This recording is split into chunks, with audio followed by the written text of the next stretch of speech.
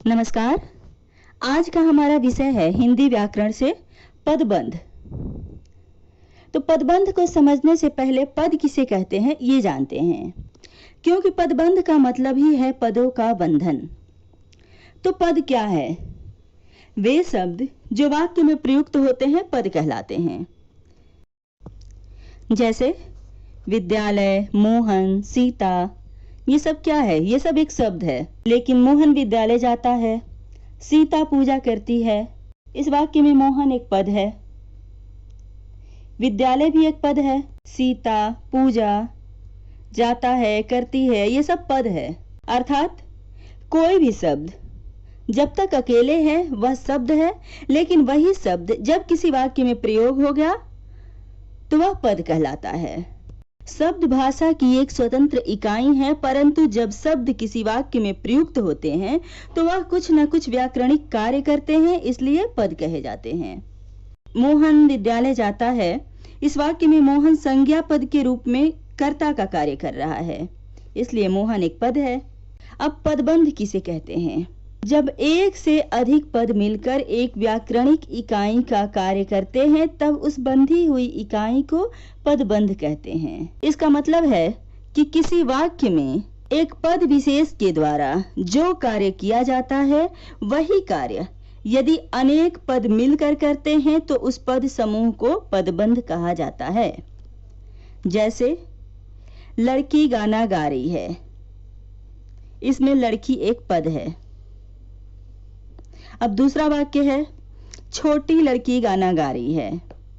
अब इस वाक्य में लड़की के साथ एक और पद जुड़ गया है, छोटी, लेकिन दोनों पद मिलकर एक ही कार्य कर रहे हैं, इसलिए छोटी लड़की पदबंध हो गया, क्योंकि इसमें एक से अधिक पद है। अब एक और वाक्य देखते हैं, एक सुंदर सी छोटी लड़की गाना गा रही है। अब यहाँ पर एक सुंदर सी छोटी लड़की, ये पांचों पद मिलकर एक ही कार्य को कर रहे हैं, इसलिए इन पदों के समूह को पदबंध कहा जाएगा। एक सुंदर सी छोटी लड़की गाना गा रही है, इस वाक्य में लड़की मुख्य है, इसलिए विशेष पद या शीर्ष पद भी कहा जाता है। अब उस विशेष पद के लिए एक सुंदर सी छोटी, ये सारे पद लड़की के लिए ही आए हुए हैं, इसलिए ये एक ही इकाई का कार्य कर रहे हैं, तो इन सभी पदों को मिलाकर एक पदबंध बन जाता है। तो अब पदबंध की परिभाषा समझ में आ गई होगी कि जब एक से अधिक पद मिलकर एक व्याकरणिक इकाई का काम करते हैं तब उस बंधी हुई इकाई को पदबंध कहते हैं। इसका मतलब आप समझ गए होंगे अच्छे से। अब पदबंध कितने प्रकार के होते हैं ये देखते हैं। तो पदबंध के 5 भेद किए गए हैं। पहला संज्ञा पदबंध, सर्वनाम पदबंध, विशेषण पदबंध, क्रिया पदबंध और क्रिया विशेषण पदबंध। अब ये अपने अपने नाम के अनुसार ही जो है इनकी परिभाषाएं हैं। संज्ञा पदबंध क्या है? किसी वाक्य में संज्ञा का कार्य करने वाले पद समूह संज्ञा पदबंध कहलाएंगे। उसी प्रकार से सर्वनाम पदबंध, सर्वनाम का कार्य करने वाले पदबंध सर्वनाम पदबंध कहलाते हैं। विशेषण पदबंध, विशेषण का कार्य करने वाले। क्रिया पदबंध, क्रिया का कार्य करने वाले। और क्रिया विशेषण पदबंध, क्रिया विशेषण पदबंध का कार्य करने वाले। अब यहाँ अगर आप लोगों ने संज्ञा, सर्वनाम, विशेषण, क्रिया विशेषण ये सब अच्छे से पढ़ लिया होगा, इन सब के बारे में अच्छे से जानकारी आपको होगी, तो फिर आप पदबंध भी अच्छी तरह से समझ सकते हैं। तो चलिए अब उदाहरण से समझते हैं कि वाक्य में प्रयुक्त पदबंध कैसे पहचानते हैं। यहाँ मैं एक ऐसा वाक्य लूंगी जिसमें 5 पदबंध हो, ताकि एक ही वाक्य के द्वारा आप अलग अलग पदबंध को आसानी से समझ पाएंगे। वाक्य है सारा दिन शोर मचाने वाला राजू आज चुपचाप पड़ा हुआ है। अब इस वाक्य में पहले संज्ञा पदबंध देखते हैं। इस वाक्य में मुख्य पद क्या है? तो यहाँ राजू मुख्य है, क्योंकि बात यहाँ राजू की ही हो रही है और राजू संज्ञा है। राजू क्या है? संज्ञा पद है। और राजू से पहले आने वाले सारे पद, सारा दिन शोर मचाने वाला, ये सब राजू के लिए ही है और सारे पद मिलकर संज्ञा का ही कार्य कर रहे हैं, तो इन पदों का समूह संज्ञा पदबंध है। सारा दिन शोर मचाने वाला राजू, यहाँ तक संज्ञा पदबंध होगा। अब सर्वनाम पदबंध। अब इसी वाक्य में अगर हम राजू की जगह वह लिख देंगे, जैसे सारा दिन शोर मचाने वाला वह आज चुपचाप पड़ा हुआ है, तो यह पद सर्वनाम पद बंध हो जाएगा, क्योंकि वह सर्वनाम है और ये सारे पद अब वह के लिए कार्य कर रहे हैं। तो अब ये सारे सर्वनाम का कार्य कर रहे हैं, इसलिए सारा दिन शोर मचाने वाला वह यहाँ तक सर्वनाम पद बंध होगा। अब आगे विशेषण पद बंध देखते हैं। इसी वाक्य में सारा दिन शोर मचाने वाला, यहाँ तक विशेषण पद बंध हो गया, क्योंकि यहाँ तक जो है ये विशेषण का कार्य कर रहे हैं। संज्ञा या सर्वनाम की विशेषता बतलाने वाला विशेषण होता है। तो यहाँ राजू या वह की विशेषता क्या है कि वह सारा दिन शोर मचाता है, इसलिए ये पद क्या है, संज्ञा सर्वनाम का विशेषण बता रहा है, इसलिए ये विशेषण पदबंध हो गया। अब इसमें क्रिया पदबंध। तो क्रिया क्या है, राजू क्या कर रहा है, तो राजू पड़ा हुआ है। पढ़ना क्रिया है, तो पड़ा हुआ है, यहाँ तक क्रिया पदबंध होगा। ये तीनों पद पड़ा हुआ है, क्रिया का कार्य कर रहे हैं, इसलिए ये क्रिया पदबंध हो गया। उसी प्रकार क्रिया विशेषण पदबंध, क्रिया की विशेषता बतलाने वाला। इसमें क्रिया की विशेषता क्या है, चुपचाप पड़ा हुआ है। पढ़ना क्रिया है, तो इसकी विशेषता क्या है, कैसे पड़ा हुआ है, तो चुपचाप पड़ा हुआ है। तो यहाँ पर आज, चुपचाप, ये दोनों पद जो है वो क्रिया विशेषण का कार्य कर रहे हैं, इसलिए क्रिया विशेषण पदबंध हो गए। ठीक है, तो अब मुझे लगता है कि आप पांचों प्रकार के पदबंध को अच्छे से समझ गए होंगे। तो एक बार इन सब का जो है हम अलग अलग उदाहरण देख लेते हैं सारे पदबंधों का। पहला संज्ञा पदबंध। दशरथ के पुत्र राम ने रावण को मारा।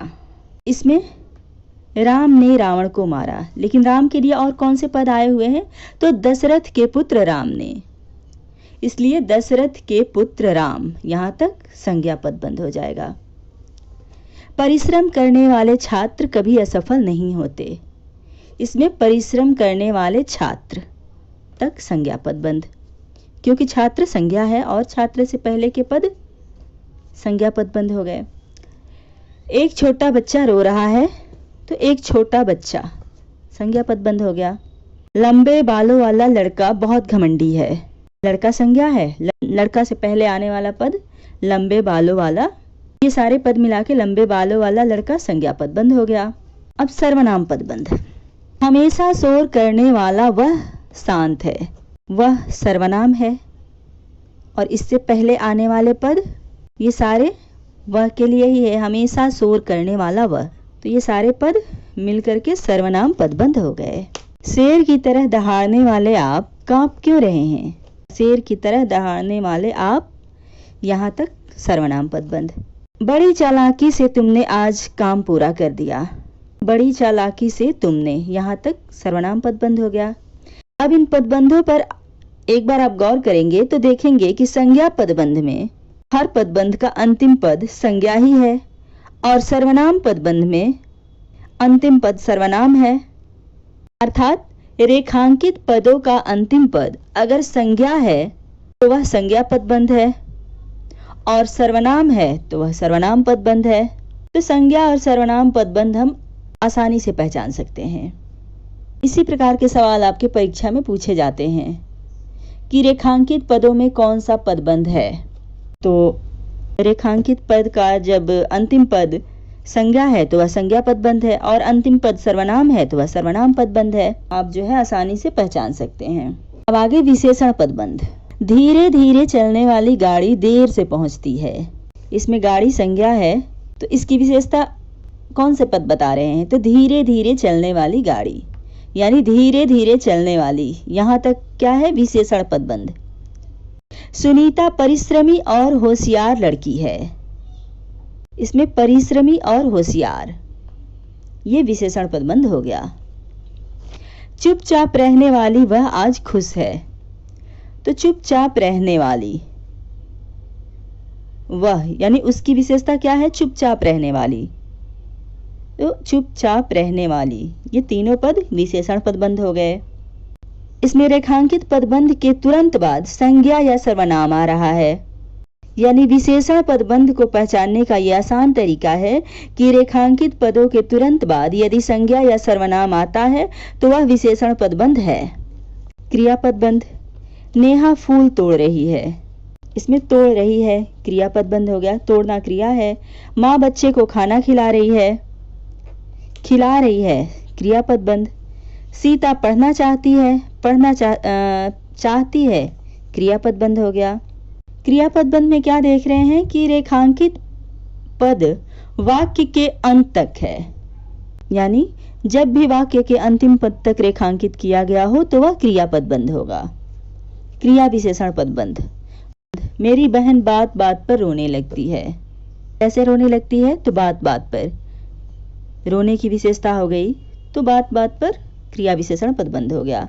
वह बहुत जोर जोर से बोलता है। बोलना क्रिया है और इसकी विशेषता है कि बहुत जोर जोर से बोलता है, तो बहुत जोर जोर से क्रिया विशेषण पदबंध हो गया। तो आपका पदबंध पूरा हो गया।